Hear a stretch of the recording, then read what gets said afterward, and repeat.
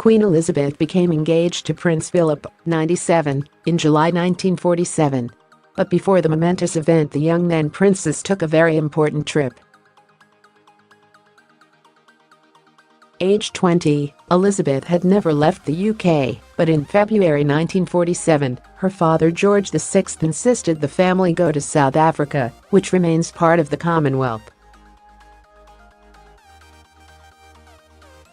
The royal sojourn was to have a profound and lifelong effect on her, according to Sarah Bradford's book Queen Elizabeth II, Her Life in Our Times.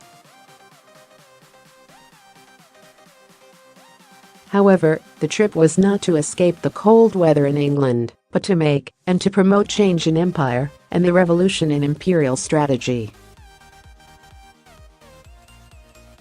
During the 2-month-long trip, they spent 35 nights on a special train known as the White Train across the country. South Africa was divided on racial grounds. British and Afrikaners spoke different languages, but the apartheid system was not yet in place. Princess Elizabeth, as she was then known, was the focus of the royal tour. She turned 21 while they were there on 21 April. The day was declared a public holiday, and she was gifted with a 21-stone gemstone necklace. She also made a very important speech, making a solemn act of declaration to be devoted to the people of South Africa. It expressed what Elizabeth felt herself and would feel all her life, a sense of duty and dedication to the ties that bound Britain and the entity developing out of the empire into the Commonwealth, wrote Bradford. Her appearance in South Africa resulted in the young royal featuring on the front cover of Time magazine. When Elizabeth returned from the royal tour, her engagement to Prince Philip was announced on 10 July 1947.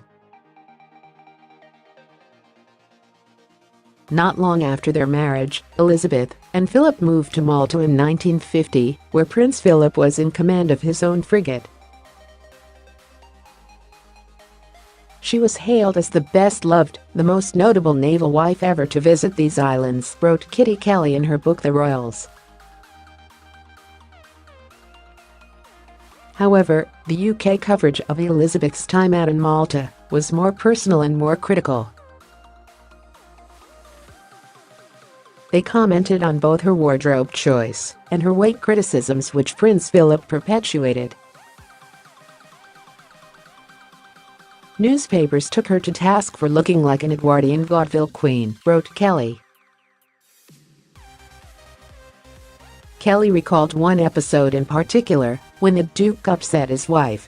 Carpings' outer weight and wardrobe disturbed her more than criticism about her children, especially coming from her husband. "You're not going to wear that thing," he said when Elizabeth walked into this room to show him a new dress. "Take it off at once." Kelley's book also claimed Elizabeth went to drastic lengths to shed the pounds as a result. She quoted Geoffrey Bocca's early biography, "It was all very upsetting. The empire had on its hands a princess it adored passionately, but a princess that was with overstuffed and overdressed." As a non-smoker, she did not have the assistance of nicotine to hold down the poundage. So she went off starchy food and she took appetite-reducing pills, a blue pill for breakfast, a green pill at lunch, and a chocolate pill at dinner.